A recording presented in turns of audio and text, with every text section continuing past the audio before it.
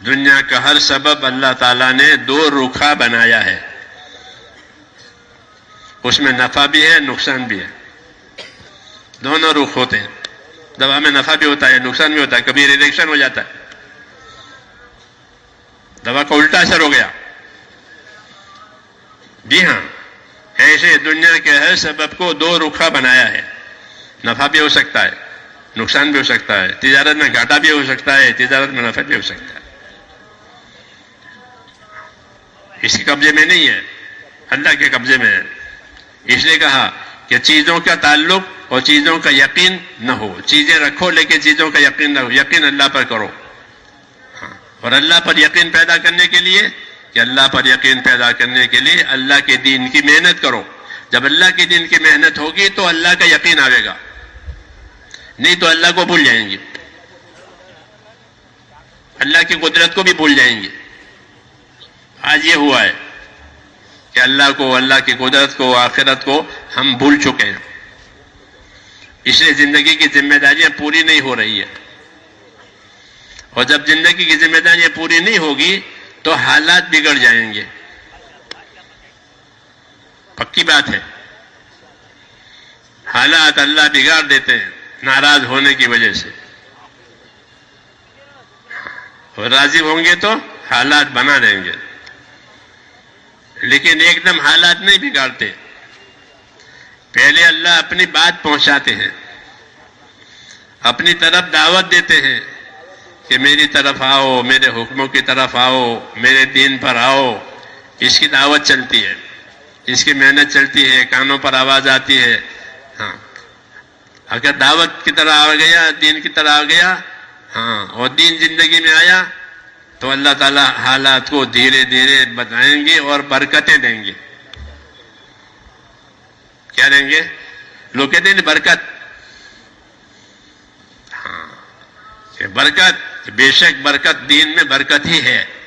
دین میں بدلے بھی ملیں گے، برکتیں بھی ملیں گی، دونوں ملیں گے. اللہ بدلہ بھی دیں گے، برکت بھی دیں گے. کس پر؟ کہ دین پر.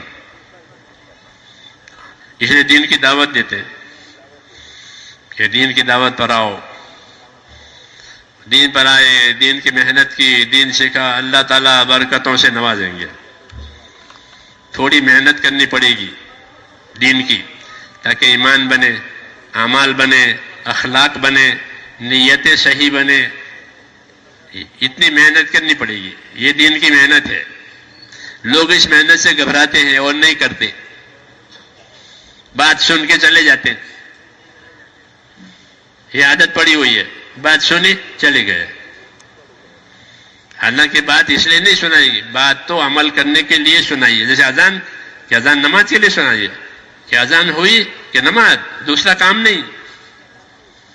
دعوت آئی اللہ کی طرف سے، اب دوسرا کام نہیں ہوگا. حدیث شریف میں عائشہ رضی اللہ عنہ فرماتی ہیں کہ رسول صلی اللہ علیہ وسلم ہمارے ساتھ، ہمارے گھر میں ہوتے تھے، ہمارے ساتھ باتیں کرتے تھے جیسے لوگ اپنے بیوی بچوں سے باتیں کرتے. لیکن اذان ہوئی کہ آپ اس طرح گھر میں ہم سے اٹھ جاتے تھے کہ گویا ہم کو پہچانتے ہی نہیں ہے. کہا اذان ہو گئی. کہ اذان کا یہی تقاضا ہے کہ اللہ کی دعوت ہے یہ، کہ اب دوسرا کام نہیں ہوگا. تو اللہ اپنی دعوت دیتے ہیں اور اپنی طرف بلاتے ہیں. جو دعوت قبول کر کے اللہ کی طرف جائے گا، ہاں، اس کا محنت کرے گا تو اس کا دین بنے گا.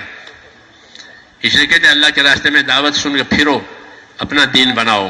سب سے پہلے ایمان، یقین بنے گا، اندر اللہ تعالیٰ کا خوف آئے گا،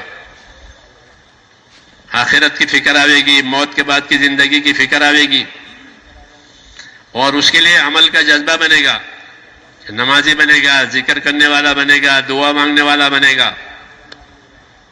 یہ بنتا ہے دعوت قبول ہوتی ہے تو، اور محنت میں چلتا ہے تو.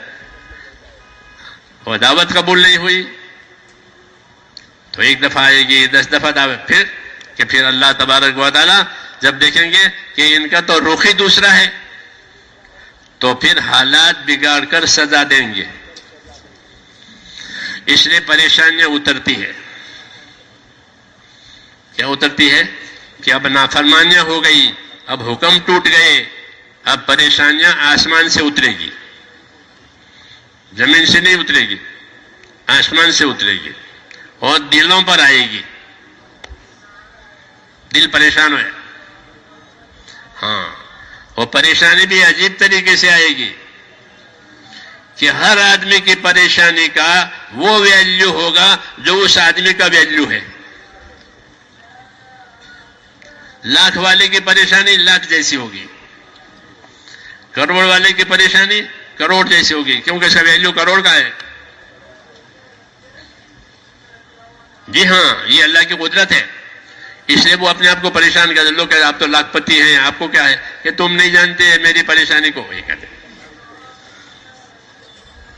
یہ نظام ہے اللہ تعالیٰ کا، اس کو سمجھنا چاہیے کہ جب پریشانیاں آسمانوں سے آئے گی تو ہر آدمی کی پریشانی کا اتنا ویلیو ہوگا جتنا اس کا اپنا ویلیو ہے. اس لیے لا علاج ہے. جی ہاں، اور یہ قدرت سے ہوگا.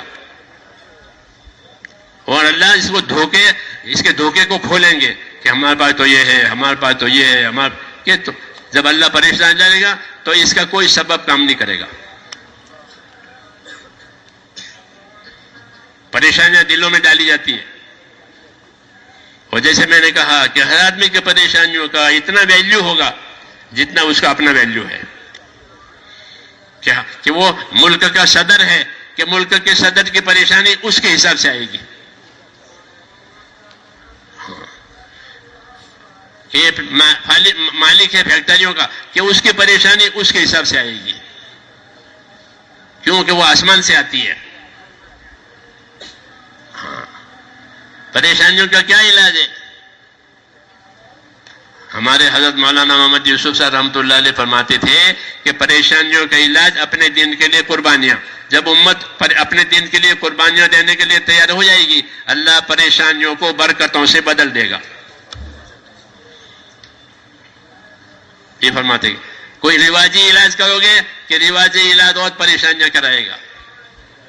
یہ اصلی علاج ہے کہ پریشانیاں اللہ کی طرف سے آئی ہے، اللہ کی طرف آ جاؤ.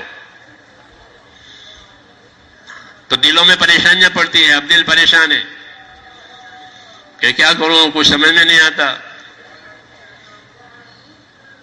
تو پھر کیا علاج کہ توبہ کرو. کیا کرو؟ اللہ کے سامنے توبہ کرو، اپنے گناہوں کو اللہ سے معاف کرواؤ. جب گناہ معاف ہو جائیں گے حالات بدل جائیں گے. یہ دعوت ہے. نوح علیہ السلام کو بھیجا اللہ نے اور انہوں نے قوم کو دعوت دی کہ اللہ کی طرف آؤ، اللہ کی عبادت پر آؤ، حق پر آؤ. نہیں مانی بات تو دنیا کی پریشانیاں آئی، مالوں میں، اولادوں میں، زمینوں میں پریشانیاں آئی. پریشان ہو گئے. فرمایا پریشان ہو گئے نا، دیکھو اب میں پریشانی کا علاج بتاتا ہوں کہ تم اللہ سے اپنے گناہ معاف کرواؤ کہ اللہ ہمارے گناہوں کو معاف کرواتا ہے. جب اللہ تمہارے گناہوں کو معاف کر دے گا تو تمہاری پریشانیاں اٹھ جائے گی، اور جو نعمتیں ہاتھ سے چھینی گئی ہے اللہ دوبارہ اور دے گا بڑا چڑھا کر کے. یہ علاج ہے نبوت کا. پریشانیوں کا علاج کہ پریشانیوں کا علاج اللہ کے اطاعت سے، پریشانیوں کا علاج اپنی قربانیوں سے کراؤ تاکہ اللہ راضی ہو کر پریشانی اٹھاوے. اسی نے پریشانیاں ڈالی ہے وہی اٹھائے گا. اس لیے جب فضائل سنا جاتے ہیں، فضیلتیں سناتے ہیں اللہ تعالیٰ کہ تمہیں یہ ثواب ملے گا، یہ ملے گا، یہ ملے گا، جب اس کو نہیں لیتے ہیں اور دین چھوڑ دیتے ہیں تو پھر پریشانیاں ڈالتے ہیں. اور وہی بات جو میں نے کہی کہ ہر آدمی کی پریشانی کا اتنا ہی وزن ہوگا.